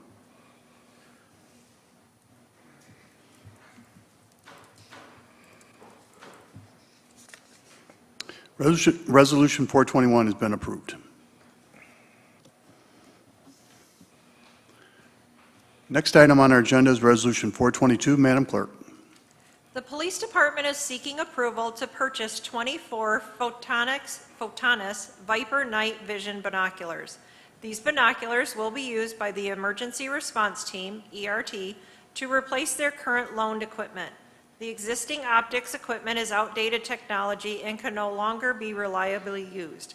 This resolution seeks authorization to issue a purchase order for night vision binoculars for the City of Battle Creek Police Department to Venture Tactical, LLC, in an estimated amount of $153,555 with unit prices prevailing. I would like to move for the adoption of Resolution 422. Support. It's been moved and supported to approve Resolution 422. Are there any comments by the commission? Seeing none, would you please vote on Resolution 422?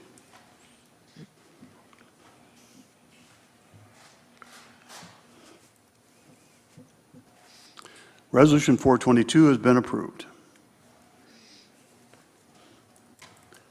Next item on our agenda is Resolution 423. Madam Clerk. An RFP with detailed submittal instructions and scope of work was issued on March 11, 2024, for the purpose of contracting for unarmored licensed security guard services for Battle Creek City Hall and 3 parking ramps for a term of up to 5 years. The parking ramp locations are Hamlin Avenue Ramp, West Michigan Avenue Ramp, and Riverwalk Ramp. Guards may be required upon request to include walkthroughs at the city's intermodal transfer station, ITC, located at 119 South McCamley Street. These ramps will have 2 guards staffed between 10 hours daily, 8 p.m. and 6 a.m., 7 days per week. Battle Creek City Hall will be staffed on a regular business days from 7:45 a.m. to 5:15 p.m. The 2-month initial add-on to the first contract year allows for an immediate start date and yet still bring the contract in line with the fiscal year. This resolution seeks acceptance of the proposal of best value for security guard services from Lagarda Security in an initial 1-year and 2-month estimated amount of $239,373.12 with unit prices prevailing. I'd like to move for the adoption of Ordinance 423. Support. Been moved and supported to approve Resolution 423. Are there any comments or questions by the Commission? Seeing none, would you please vote on the approval of Resolution 423?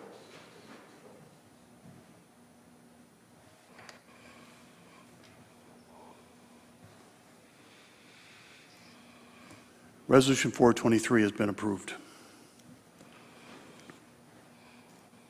Next item on our agenda is Resolution 424. Madam Clerk. A solicitation was issued March 14, 2024 for the 2024 Rehabilitation Program. This project consists of cold milling hot mixed asphalt on various local roads in the southwest quadrant of the city and also a small project at the Battle Creek Executive Airport. This resolution seeks acceptance of the lowest responsible bid for 2024 Rehabilitation Program project from Reith Riley Construction Company Incorporated in an estimated amount of $747,315.94 with unit prices prevailing. I would like to move for the adoption of Resolution 424. Support. Been moved and supported to approve Resolution 424. Are there any comments or questions by the Commission? Seeing none, would you please vote on the approval of Resolution 424?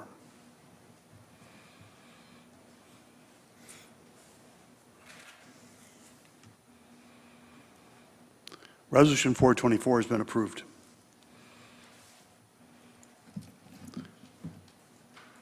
Next item on our agenda is Resolution 425.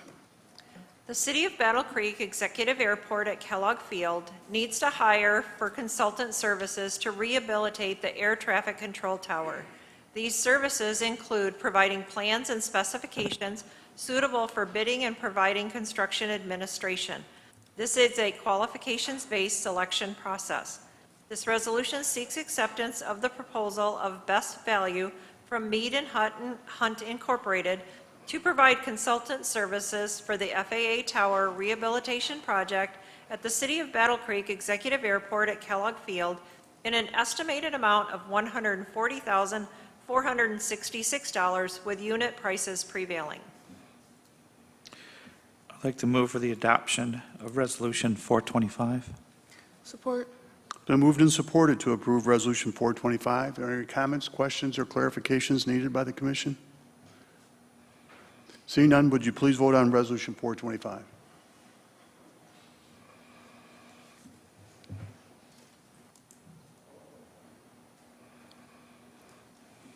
Resolution 425 has been approved.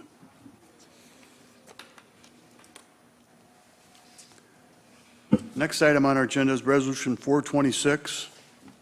City of Battle Creek's Acquisition, Development, and Resale Program uses home investment partnership funds from the U.S. Department of Housing and Urban Development to provide gap funds for development of affordable housing within the city by a certified community housing development organization, or a CHODO.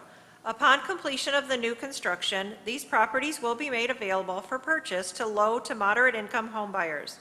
The development and resale of 8 North Cedar Avenue and 25 North Woodlawn Avenue, proposed by Battle Creek Area Habitat for Humanity, Incorporated, meets this criteria.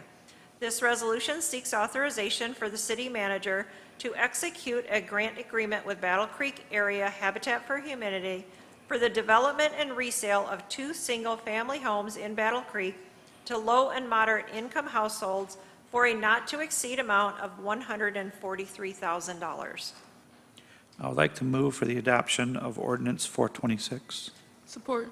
Been moved and supported to approve Resolution 426. Are there any comments by the commission? Mayor? Yes, Roger. Both of these houses are directly behind our parsonage for Christ United Methodist Church, and I want to commend Habitat for Humanity on the job that they have done. And also, I believe that they have now purchased the parking lot and the former church that was next to our parsonage that was burned, and it's just been an empty lot. And I think that they're going to add 3 more homes. I could be 2, but that is really exciting to see. Thank you. Are there any other comments? Hearing none, would you please vote on the approval of Resolution 426?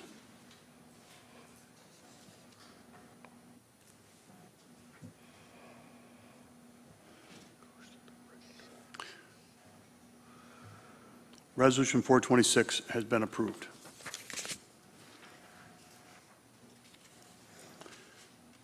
Next item on our agenda is Resolution 427. Due to the age of housing in Battle Creek and the need for low and moderate income homeowners for minor home repair, the City of Battle Creek proposes moving $155,718.58 in CDBG funds from 2018 from the Rental Rehabilitation Program to the Minor Home Repair Program. The city also proposes reallocating $401,719.16 in 2022 CDBG funds that are not currently committed to a specific activity to the Minor Home Repair Program due to the demand in the community for the program. This resolution seeks approval for a substantial amendment to the city's 2018, 2022, and 2023 annual action plans for the Community Development Block Grant CDBG program, reallocating $557,437.74 to the Minor Home Repair Program. I'd like to move for the adoption of Resolution 427. Support. Been moved and supported to approve Resolution 427. Are there any comments by the commission? Seeing none, would you please vote on the approval of Resolution 427?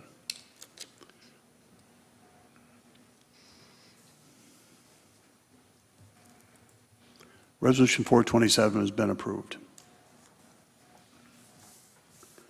Next item on our agenda is Resolution 428.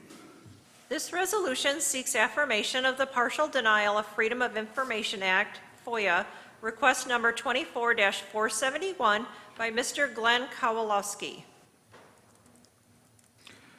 I would like to move for the approval of Resolution 428. Support. So moved and supported to approve Resolution 428. Are there any comments or questions by the commission? Seeing none, would you please vote on Resolution 428?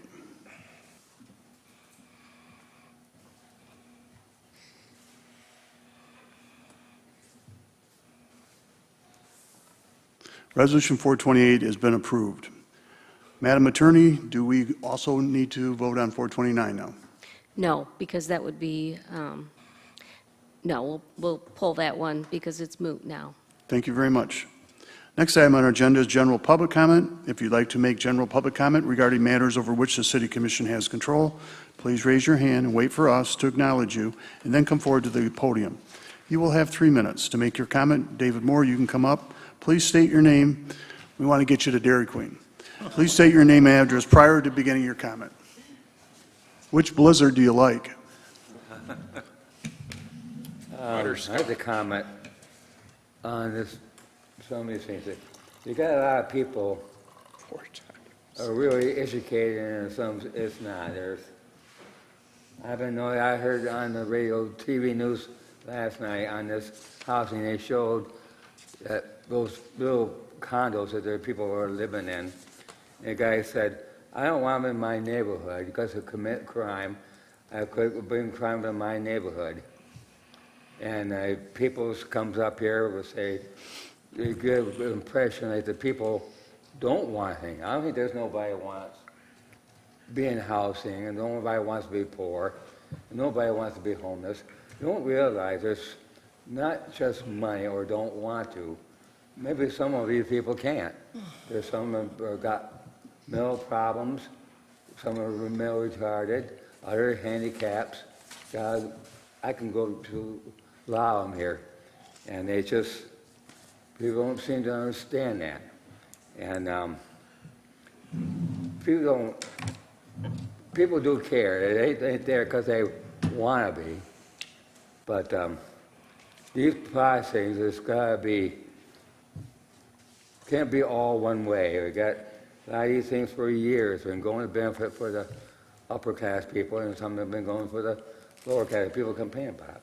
If we can't find answers to these problems, our crime problem's going to get worse. If you're just going to let it go and don't be concerned about it, it's just going to get worse. And I think that God knows the answers why people are not smart or dumb, or want to call it. And some can come up here, and I've seen all these years I've been coming to the city commission. I've seen people come up here real smart with heart intelligence, and some people like me come up here kind of stupid, like, you know, and they don't have the answer for it. But this people don't seem to understand about that. This is not because people don't want to, and it's just bring that to people's attention. Thank you, David. Yes.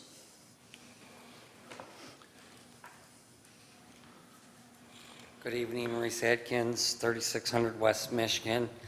I just want to say thank you on proposal resolution 426, 8 North Cedar and 25 North Woodlawn through Habitat for Humanity. I drive by the area right there on Michigan Avenue, right there by the school, where Habitat Humanity is building a house on an open field. And that house is looking beautiful. They're doing an excellent job, and I am glad to see that Habitat is back out there building houses in these vacant lots, because we've watched them build this house from the ground up, and it does look good.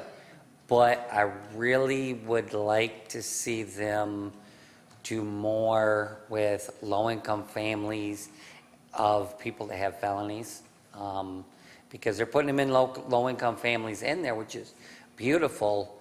But if you know the percentage of felony people that are not in housing, it is very high. But they are doing an excellent job at building these houses. Thank you. Yes, ma'am.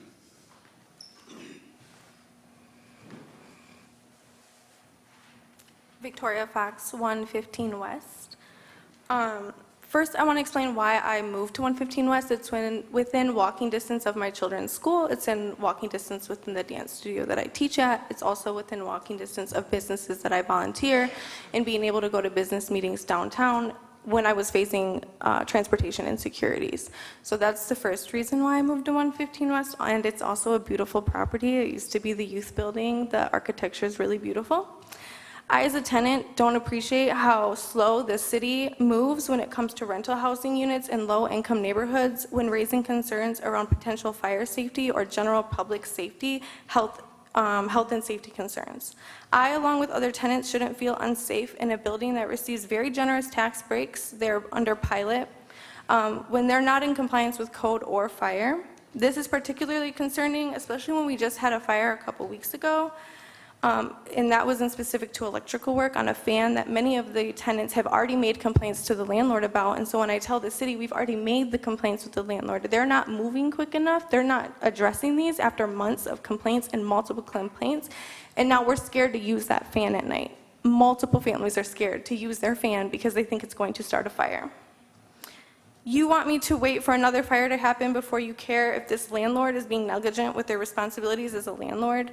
You claim that there was no fire watch on that Sunday following the fire when the water was off because management was on site, yet there was no management on site, and I have record of that as well. We didn't get notice that there was going to be water off for 16 hours either. There was no notice, no communication from our landlord. What is the city doing to ensure accountability when landlords come and buy up property in low-income neighborhoods and break multiple city ordinances, code compliances, fire inspection, and show continued negligence towards their tenants? Where can tenants go when seeing unfair enforcement of city ordinances and code compliance, especially when it comes to rental landlords? Where can we go to receive some support around what we do when our landlord is negligent on a general building concern, not just individual units, so something that's affecting multiple families, not just one? I reached out to multiple city employees for some simple answers and received little urgency or help, and even had a city employee hang up on me when voicing my concerns and even suggesting that if I don't like it, then I should move. If they're in violation of so many things, I don't understand why that is the attitude from the city government. It's unacceptable. I had a woman from city suggest that if I keep pushing on this issue that we could all potentially be displaced. That's also unacceptable because right now there is not housing security in that building. They are not in compliance with city ordinances or code compliance. They're breaking multiple compliance violations. I have the specific ordinance that they're breaking, and I will email that to you following this meeting as well. Thank you very much. Are there any other public comments? Yes, sir.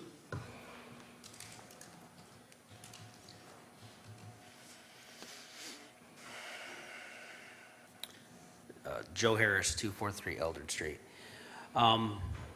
Forgive me, I can't see you guys because my glasses, so I only can see this. So the city manager to get back with me in regard to the minimal bid or the competitive bid system. And I understand where they're coming from in regard to time constraints, deadlines and the like. I still think it can be done. I think there can be a compromise. I think something to that effect can be established by making it so that a competitive bid system would exist for larger projects. For example, projects that are over $500,000, make sure you have a minimum amount of bids. By doing so, it creates a check and balance system in regard to how the taxpayer money is spent. In today's economy where families are pinching pennies to make ends meet, I think this is something that could be done to help ease taxpayer burden with some of the larger projects. That's all I have to say about that. I'm going to go completely off the cuff here. In regard to the Citizen Review Board, I had something all written out that I was going to say, but I changed my mind. Part of the training I'm hoping of whoever's on the board, I'm hoping that some of the training has to do with something kind of like years ago we had what they call a Citizens Police Academy or something to that effect, where the members would get together with the police so that they can go get some hands-on training to kind of understand their point of view on things or what they go through on a daily basis. And here's why I say that. I'm going with my own personal experience here. There are some in the room that know what I do for a living, and I've been doing the same job for 25 years, and I have had to work with local law enforcement. I've had to understand how they do things in regard to cases that I file and things like that. And the more I understand, the better that I can see things from their perspective, understand why things are done the way that they're done, even though sometimes I may not agree with some things, but I understand why they're done. Same with the prosecutor's office. I've had to do the same thing with them in regard to cases that I file.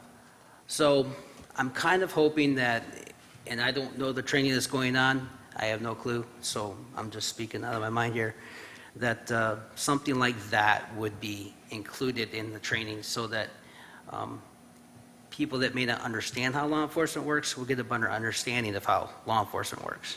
So that's all I have to say. Thank you. Thank you very much. Any other public comment? Yes, Autumn.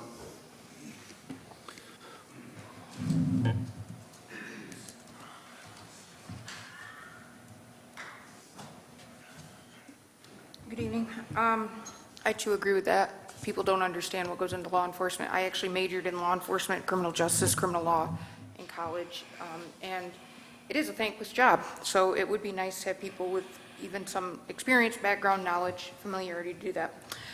Speaking to 423, well, first, I just wanted to throw a number out there. $2,198,368.20 is what you guys approved to spend tonight, just on today's agenda.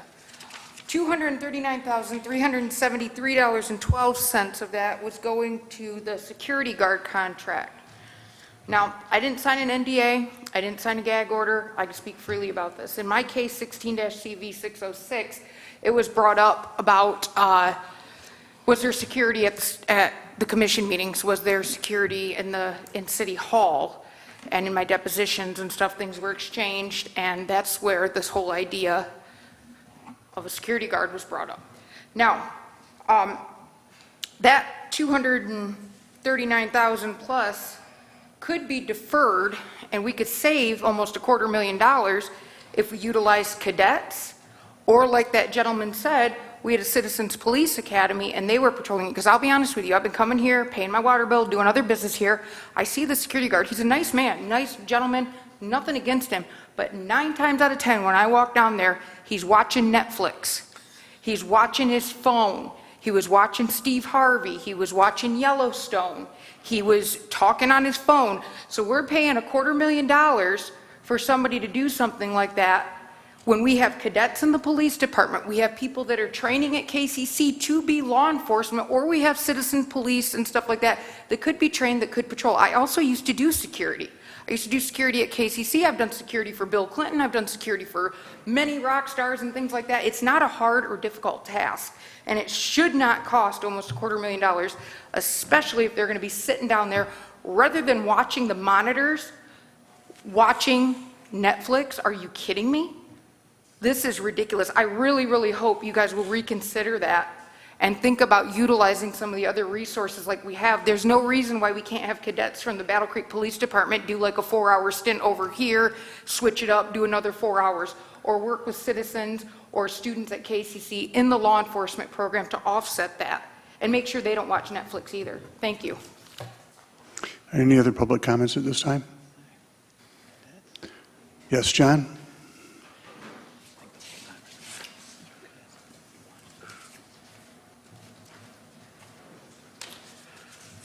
Two subjects, John Kennefic, 234 South Avenue. 2 commission meetings ago, Jill Steele announced that she was going to be resigning in the not too distant future. And at that meeting, the mayor said, well, the bar is really high for Jill Steele, and I'm sure you're all going to compliment her and how wonderful she was as a Battle Creek City government employee. Her purpose, along with Clyde Robinson and Eileen Wicklin, is the same. I don't see really any difference. I explained that basically goodbye and good riddance, and the city mayor about John, I asked you not to get personal. Excuse me. Let me finish what I want to say, because you bring it up, you compliment people. If I want to say something contradictory to that, it's not an attack on her. It's just an opinion. I asked you to direct your comments to me and not get personal. Well, she can bow out if she wants. I will tell you exactly what the city government attorney does. She does not represent the citizens who pay her salary. She does not represent the city commission. You would know this if you would know Lori Sullivan, who came under lawsuit by the city government. She is there to do something like all city government employees, and that's very simple. She's going to defend the concept of what the government is. She's not going to defend the commission. She's not going to defend the people that pay her salary. I acknowledge that. That is one subject. Second subject is that there was a conversation held between me and Lynn Ward Gray when she was a commissioner. She asked me a question in front of the mayor of Battle Creek. You may recall it or not. She said, do I check and compare other tax fee bond schedules of other municipalities? Which in itself is a trick question. There's no way we can go across the entire United States and look at every tax bond schedule. What is the tax bond schedule of Battle Creek? It's 63 pages where the government, and you have done this in the past, approved a lot of cost increases that come in very subtly that people don't see. In June of last year, you approved 176 cost increases from the tax bond schedule. I then told her that I don't compare. I'm only concerned with what goes on within the city of Battle Creek. But I asked her a question, Lynn Ward Gray, and I ask you all the same question. Do you think taxing the hell out of the people, even sideways, has a positive impact on the citizens of Battle Creek? Her response was she would not debate this issue with me. Simply put, she dodged the question. If we go back 20 years when I first became involved in the city of Battle Creek, and now, you haven't made improvements by taxing and oppressing the citizens of Battle Creek. You might want to consider a change. Thank you. Any other public comment at this time? Seeing none, any commission comment? Commissioner Smith. Thank you, Mr. Mayor. Just two things real quickly, only because it came up. I just wanted to, for the record, note that the terms for the Historic Preservation District, those are 3 years, so those come before the commission every 3 years. And then second, I know, in regard to the fire, I know that an active investigation is already in place right now regarding the fire itself. It may be concluded, it might, I don't know what stage it's in, but I'd specifically like to ask that that the feedback the citizen received from staff be investigated as well too, because, and I'd like for you to work with her on that, because that's just unacceptable if we have folks hanging up on tax-paying citizens who have very legitimate concerns about their properties. So, thank you. Thank you, Commissioner. Commissioner Simmons? And I was going to ask something along the same lines, that if city staff could provide us maybe a synopsis of what's occurring with, especially with the citizen or resident reports and what our response has been. I would appreciate that. And then I serve as the City Commission's representative on the Beckley Road Corridor Study Committee. And so on behalf of the committee, I would like to invite all of our residents and other commissioners to the mall. And sometimes you think there's not much going on in the mall. Well, we hope to pack the center court area where you remember there used to be the fountain there on Thursday, April 25th from 5 to 7 p.m. to be your opportunity as citizens to share what you would like to see, your vision of the future for that corridor, Beckley Road corridor. So that's again Thursday, April 25th, 5 to 7 at Lakeview Square Mall. Thank you. Thank you, Commissioner. Commissioner Patrick O'Donnell. Oh, thank you, Mayor. This evening, I'd like to thank all of my fellow commissioners, Mayor and Vice Mayor, for bringing forth another light on the subject of housing in Battle Creek. A lot of people want to talk about the past. It's time to quit talking about the past. It's the future now. We need to get housing taken care of. These little bites, these little stuff that's going on with Habitat, I think is so great in our area.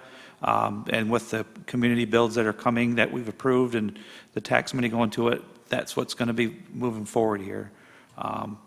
We do need to look at other housing too for convicted felons and other things like that. But this is getting the ball rolling. So I want to thank everyone for putting a light on that subject. Police Chief, thank you for the pin tonight for Victim Awareness Week. Is it? Could you explain just a little bit of that for us, please? Certainly. Next week is the National Crime Victims Week, the 24th, Wednesday, from 5 to 7 in the community room at right across the parking lot here at the police department.